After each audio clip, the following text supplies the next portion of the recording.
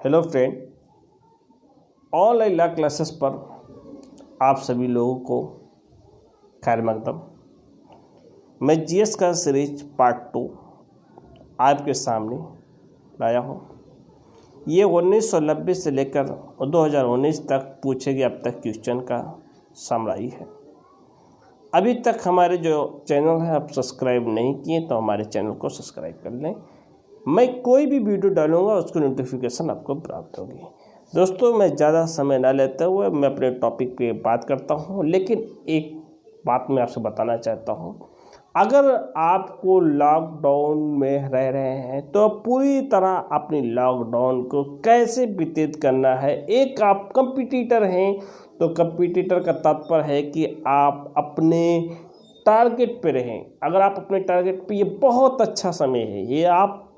ये समझ लीजिए कि कंपटीटर के लिए बहुत बेहतर समय है कि वो घर में रहकर ऑनलाइन के माध्यम से, टेक्स्ट बुक के माध्यम से या कोई भी तरीके से आप अपने पढ़ाई में अपने टारगेट पे ध्यान दीजिए। सोशल डिस्टेंस का पालन करिए, कहीं भी जाइए मास्क लगा के जाइए और बेवजह कहीं भी किसी तरीके से ना कहीं किसी तरीके से ना बैठे ना उठे।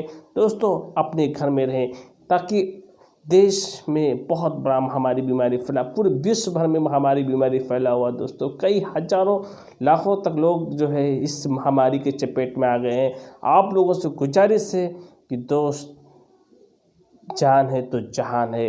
पहले आप अपनी जान को बचाइए, फिर उसके बाद में जहान बच जाएगा। मैं एवरीवन ज़्यादा समय नहीं लेता, मैं अपने टॉपिक पे बात करता हूँ। बात ये है क्वेश्चन नंबर 30। क्वेश्चन नंबर 30 है कि गंगा घाटी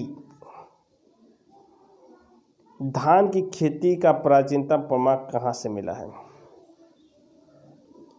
ए, लहरौआ देव। गंगा घाटी में धान की खेती का प्राचीनतम साक्ष्य प्रमाण लहरौआ देव से मिला है। नवीनतम खोज के अनुसार भारतीय उपमहाद्वीप में कृषि प्राचीनतम साक्ष्य के रूप में उत्तर प्रदेश के संत कबीरनगर जिले में लहरौआ देव में मिले हैं, जहाँ 9000 ईस्वी से 8000 ईस्वी पूर्व मध्य चावल का साक्ष्य भी प्राप्त हुए हैं। भारतीय उपमहाद्वीप में धान की खेती के प्राचीनतम साक्ष्य प्राप्त हुए हैं तो डी है, विंध्य क्षेत्र में। भारतीय उपमहाद्वीप में धान की खेती के प्राचीनतम साक्ष्य प्राप्त हुए तो कहाँ प्राप्त हुए हैं, तो विंध्य क्षेत्र में। 32 सवाल देखते हैं। निम्नलिखित में से किस क्षेत्र में पूरा पसार काल, मध्य पसार काल और नव पसार काल का अवशेष एक क्रम में पाए जाते हैं। यानी पूरा पसार काल, मध्य पसार काल, नव पसार काल के अवशेष एक क्रम में पाए जाते हैं तो वो बेलन घाटी विंध्य क्षेत्र, नर्मदा घाटी के से पूर्व पसार और मध्य पसार, नव पसार काल तीनों के अवशेष पाए जाते हैं। यहाँ पर शिकारी मानव सभ्यता से लेकर अन्नोत्पादक मानव सभ्यता के चिन्ह पाए जाते हैं, जो किसी सभ्यता के कर्मी विकास के श्रृंखलाबद्ध लक्षण हैं। 33 देखते हैं। उच्च पूरा पसार काल योगिन हड्डी की बनी हुई मृत देवी की प्रतिमा कहाँ से प्राप्त हुई है, तो वो प्राप्त हुई है बेलन घाटी, उत्तर प्रदेश से। उत्तर प्रदेश इलाहाबाद जिले में मेजा तहसील में बेलन घाटी क्षेत्र में स्थित है। ये लोहंदा नामक नाले के तृतीय गिरेवाल अपरदित जमाव से हड्डी बनी हुई मृत देवी की एक बुत मिली है। भारत उच्च पूर्व पसार काल में पुरातात्विक स्तर पर प्राप्त एकमात्र मूर्ति है। कतिपय पूर्वविद में महत्वपूर्ण कहते थे। मानव द्वारा सर्वप्रथम प्रयुक्त अनाज था, तो मानव द्वारा सर्वप्रथम प्रयुक्त अनाज जो है जौ था। नव पसार कालीन में सभ्यता के प्रारंभ में ही मेसोपोटामिया क्षेत्र में सर्वप्रथम जौ खगान के रूप में प्रयोग किया था, जिसका प्रमाण 7वीं शताब्दी ईसा पूर्व में मिलने लगता था। अब सवाल हम देखते हैं 35। भारत में प्रागैतिहासिक मानव का प्राचीनतम जीवाश्म निम्नलिखित में से किस स्थान से मिलती है, तो उत्तर है हथनौरा से।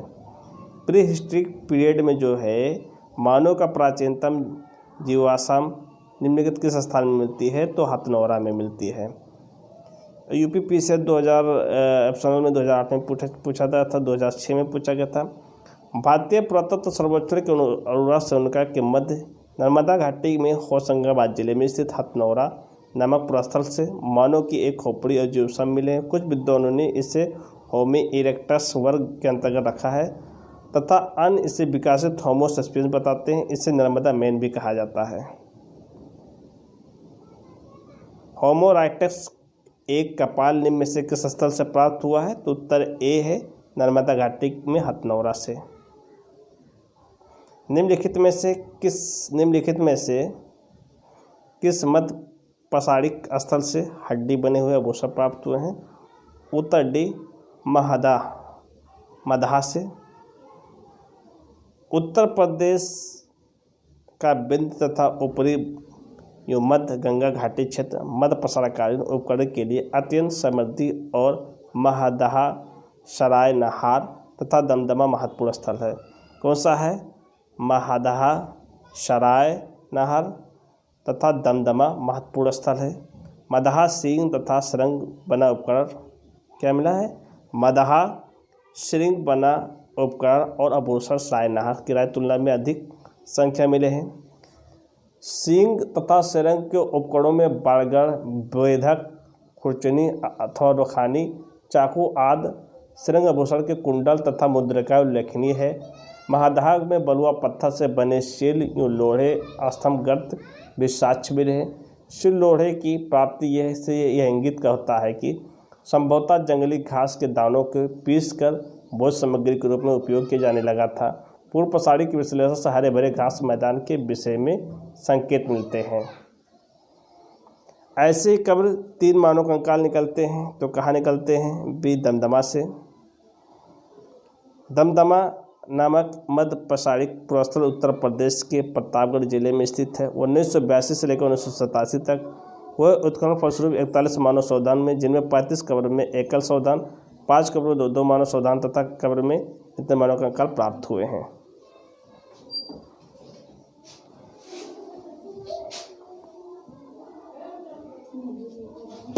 विंध्य क्षेत्र के किस शिलाश्रय में सर्वाधिक मानव कंकाल मिले हैं?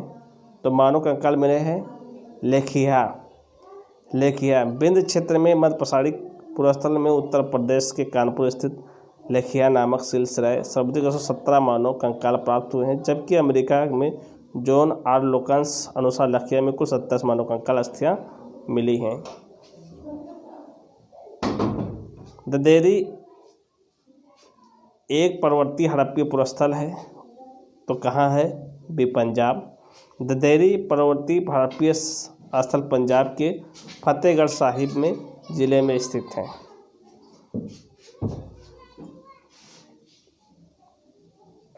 नवदा टोली किस राज्य में अवस्थित है?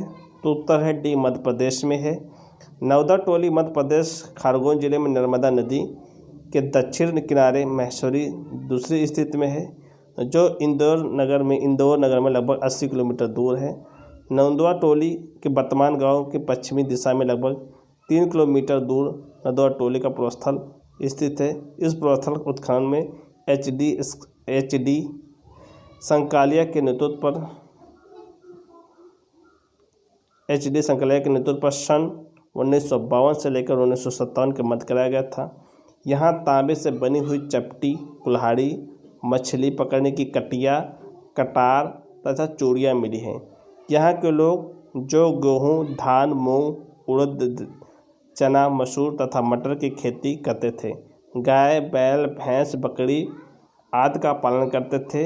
यहाँ का विशिष्ट पात्रा परंपरा हल्के लाल अथवा गुलाबी रंग की थी, जिसके ऊपर काले रंग चित्र अभिप्राय संजोए थे।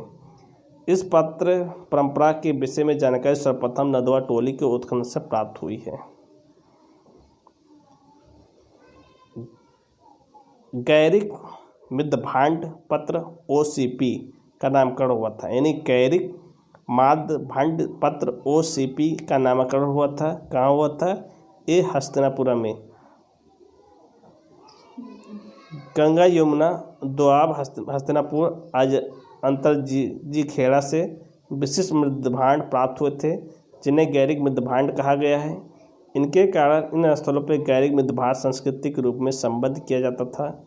इस संस्कृति के संबंध में गंगा घाटी तालाब नदी से जुड़ा हुआ जाता था। ओसीपी संस्कृति गैरी मध्यभारत संस्कृति संबंध में पूर्ववर्ती हड़प्पा संस्कृति से था। यहाँ प्राप्त ताम्र निधियाँ ताबे हार्पून तलवार मानक मूर्तियाँ प्रमुख हैं। इनाम गांव भारत किस राज्य में स्थित है? इनाम गांव भारत किस राज्य में स्थित है? तो उत्तर है सी, महाराष्ट्र में है। इनाम गांव पुणे जिले महाराष्ट्र में स्थित है। ताम्रपाषाण युगीन सबसे बड़ा मानवीय बस्ती है, जहां से चूल्हों सहित बड़े बड़े बच्चे मिट्टी का मकान, गोलाकार गड्ढों वाले मकान मिले हैं। यहाँ 100 से अधिक घर और कब्र प्राप्त हुए हैं। यह बस्ती किलाबंद और खाई से घिरी है। लगभग 1600 ईस्वी उसके बाद महाराष्ट्र में इनाम गांव से अतिरिक्त कई मानव बस्तियां के साक्ष्य महाराष्ट्र मिलते हैं, जिससे कुछ स्थल जैसे प्रकाश धुलिया जिला, नर्मदा अहमदनगर जिला प्रमुख हैं। इन जिलों में जोरवा अहमदनगर जिला नामक स्थल के आधार पर जोरवा संस्कृति से संबंध से जाता है। फर्स्ट सूची दीजिए, सेकंड सूची देखिए, सम्मिलित कीजिए तथा सूचियों के नीचे दिए कोटों को सही प्रयोग में उत्तर दीजिए। हड़प्पा, हस्तिनापुरा, नागार्जुनकोंडा, पैठन, गोदावरी, रावी, गंगा, किसरा। अब इसमें सही सम्मिलित कीजिए। तो उत्तर है बी, उत्तर है बी। बी के 2 हस्तिनापुरा, रावी,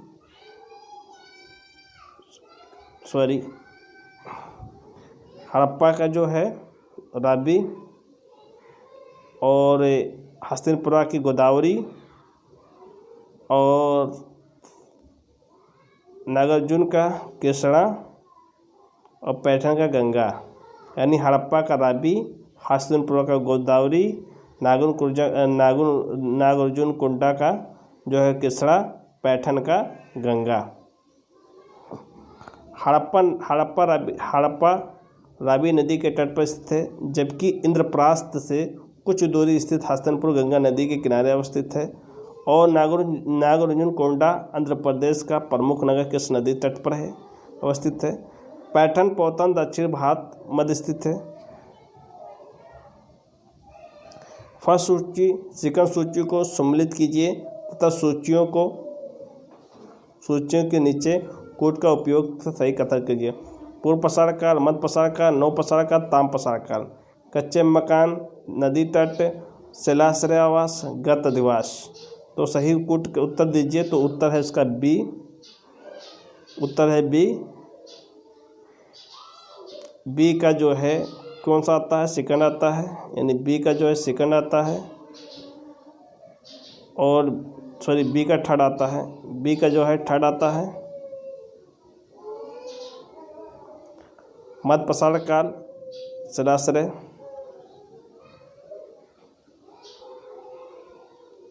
ए का सेकंड, ए का मकान जो मध्य पूरा प्रसार काल में जो है कच्चे पक्के मकान, और सी का फोर्थ। नव प्रसार काल में गत अधिवास, डी का 1।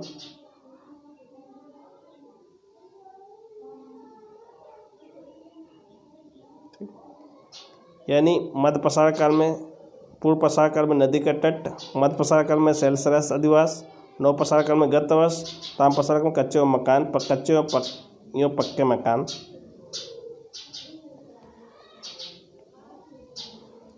निम्नलिखित में तो कौन सा सही सम्मिलित नहीं है? तो कायस्थ कर्नाटक है, सही सम्मिलित नहीं। चिरांद बिहार, पड्डुराजी ढिबी बंगाल, ये सही है। दामोदाबाद महाराष्ट्र, दायमाबाद महाराष्ट्र, ये सही है। कायस्थ नामक पुरस्थल मध्य प्रदेश में उज्जैन जिले में स्थित है।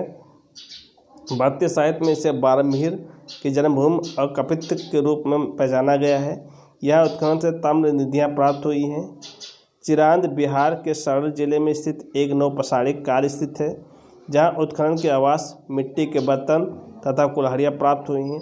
अन्य प्रस्तर उपकरण सिरे, लोहे, हथौड़ा तथा गोफन पसाड़ आदि का उल्लेख किया जा सकता है।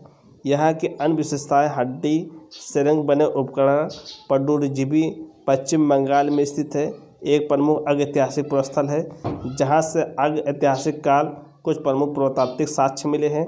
दायमाबाद महाराष्ट्र में स्थित है, एक प्रमुख पुरस्थल है जहाँ उत्खनन से गैंडा, हाथी, भैंस, रथ आदि प्राप्त हुए हैं। सही सूची को सम्मिलित कीजिए। AK4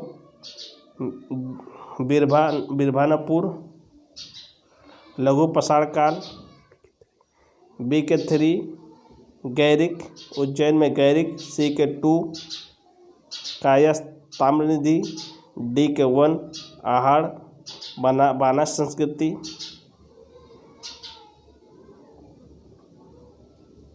बीभरनापुर नामक में मध्य पूर्व पाषाणी काल पुरस्थल पश्चिम बंगाल के वर्धना जिले में दुर्गापुर में के समीप दामोदर नदी के बाएं तट पर स्थित है, जिसकी खोज 1954 ईस्वी में बीबी लाल द्वारा की गई थी।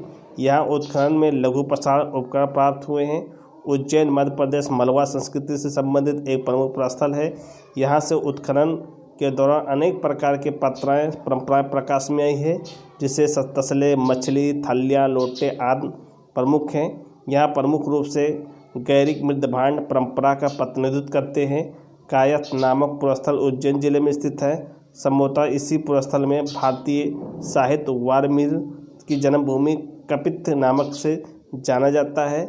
यहाँ उत्खनन ताम्रनिधि प्राप्त हुई। आहार पर संस्कृतियाँ की जानकारी सबसे पहले 1952-1953 में रतनचंद्र अग्रवाल को राजस्थान के उदयपुर नगर में खुदाई के दौरान प्राप्त हुए थे, जहाँ ताम्र पौराणिक सांस्कृतिक अनेक पुरातात्विक साक्ष्य प्राप्त हुए थे। चूँकि इस संस्कृति के संबंधी बहुसंख्यक पुरस्थल दक्षिण से पूर्व राजस्थान में बनस और सहायक नदियों की घाटियों में स्थित, इसलिए यहाँ संस्कृति बनस संस्कृति भी कहा जाता है।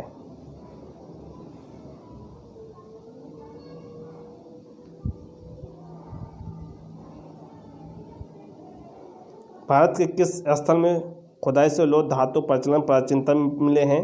तो उत्तर भी अजंती खेड़ा से। अजंती खेड़ा ईटा उत्तर प्रदेश के खुदाई से कुछ लोहे के उपकरण प्राप्त हुए हैं। विद्वानों ने इसके समय ईसा पूर्व प्रथम शताब्दी निर्धारित किया है। इससे सिद्ध होता है कि उत्तरी भारत में 1000 ईस्वी पूर्व में लोहे उपकरणों का प्रयोग होने वाले थे। इसे अभी तक प्राचीनतम साक्ष्य माना जाता है। ज्ञातव्य है कि हाल में खुदाई में NCERT के स्रोतों 15000 ईसा पूर्व लोहे के इस्पात की स्वीकार की गई है। कोपनहेगन संग्रहालय की सामग्री पाषाण, कांस्य और लोह युग त्रियुगीय विभाजन किया है। तो उत्तर ये थॉमसन ने। भारत में प्रथम प्रस्तर युगीन औजार की खोज का जिस देश में प्रागैतिहासिक अध्ययन का रास्ता खोला है, श्रेष्ठ किया जाता है। तो उत्तर है C RB फुट का। भारतीय पुरातत्व सर्वेक्षण विभाग के विद्वान ने भूवैज्ञानिक रॉबर्ट ब्रूस फुट ने भारतीय प्रागैतिहासिक काल का जनक कहा जाता था। 1863 रॉबर्ट ब्रूस फुट ने सबसे पहले प्रस्तरण युग प्रथम हैंड रेक्सम की खोज मद्रास पल्लवम में की थी, जिसने फलस्वरूप भारत के प्रागैतिहासिक का अध्ययन का रास्ता खुलवाया था। भारत सर्वप्रथम पूर्व पाषाणकालीन उपकरण रॉबर्ट ब्रूस फुट कहाँ से कब मिला है? उत्तर भी 1863 ईस्वी में मिला है। निम्नलिखित में से किसे भारत का प्रागैतिहासिक पुरातात्विक जनक कहा गया है? उत्तर भी एक कंघिम को।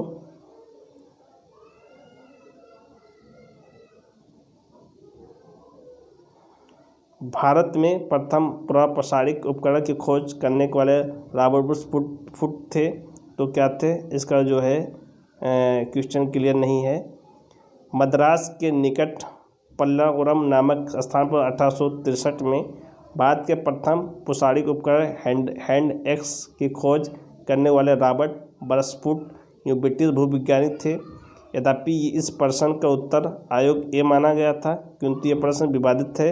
British encyclopedia Robert Bruce foot को भूभाग वैज्ञानिक की पुरातात्विक विद दोनों बताया गया था।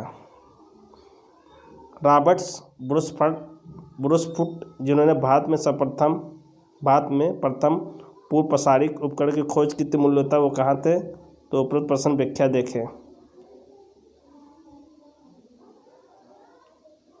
नापदा टोली का उत्खनन किस स्थल पर किया गया था? तो HD संकालिया में। नापदा टोली पुरस्थल मध्य प्रदेश के खरगोन जनपद में माहेश्वर में स्थित है। माहेश्वर में नापदा टोली का उत्खनन Deccan college post graduate and research institute Pune MS विश्वविद्यालय बड़ौदा के मध्य स्थित पुरातत्व विभाग ने इसे संयुक्त रूप से HD संकालिया के नेतृत्व में 1952 से 1953 इसके पश्चात 1957 के मध्य कराया गया था। इस उत्खनन में फलस्वरूप ताम्रपात्र काल में से लेकर मध्यकाल तक 5 संस्कृति वाले जानकारों से प्राप्त हुई थी। क्या प्राप्त हुई थी? अगैतिहासिक यानी ताम्रपाषाणिक काल 1500 ईस्वी से लेकर 12000 ईस्वी पर। आरंभिक इतिहास काल 4000 से लेकर 1400 लेकर 100 से ईसा पूर्व। आरंभिक ऐतिहासिक काल 100 से ईसा पूर्व से लेकर 200 ईसा पूर्व। परवर्ती ऐतिहासिक काल 200 से लेकर 500 ईसा पूर्व। मध्य मुस्लिम मराठा काल यानी ताम्रपाषाणिक 15 से लेकर 1200 ईसा पूर्व। आरंभिक ऐतिहासिक काल 400 लेकर 100 से ईसा पूर्व। आरंभिक ऐतिहासिक काल 100 से 200 ईसा पूर्व। परवर्ती से इतिहास का 200 से 500 ईसा पूर्व। मध्य मुस्लिम मराठा काल। वस्त्रों के लिए कपास की खेती का आरंभ सबसे पहले किया गया था, तो कहाँ किया गया था? भारत में। वस्त्रों के लिए कपास की खेती का आरंभ सबसे पहले भारत में किया गया था। मध्य सभ्यता इसकी विशेष सिंधु सभ्यता का प्रमुख उद्योग सूती वस्त्र उद्योग था। प्रारंभिक पूर्व मानव किस नाम से जाना जाता है? नेदरथल क्रोमिंगन। बी, इसका उत्तर है बी, क्रोमिगन। लगभग 3.5 करोड़ से 2 करोड़ वर्ष पूर्व 3 से 4 फुट एक कपी समूह उस कटिबंधीय घने जंगल से बाहर निकल आया था, जहां वो वृक्ष में पर रहा करता था। लगभग 2 करोड़ वर्ष पूर्व यह पूर्वज समूह के विभाजन के एक शाखा बन गया था। इसे जो है क्या कहा गया? इसे रामापैथिस कहा गया। जो शाखा जंगलों में रह गई परंतु धरती पर रहने के लिए अधिक अनुकूल थी, वो क्या कहा गया? महाकपिवर्ग के रूप में विकसित हुआ, जिससे खुले घास और मैदान ढूंढने का शुरू किया। उसे ऑस्ट्रेलोपैथिक्स कहा गया, जिसे ऑस्ट्रेलोपैथिक्स मानव के आदि पूर्वज के रूप बना हुआ है और अत्यंत काल में प्रकट हुआ है। आरंभिक मध्य नूतन काल में विश्व के अनेक भागों में विकसित मानव जात का आविर्भाव हुआ है। इसमें हम पैथिक्रेनोथोपस या इरेक्टस कहते हैं।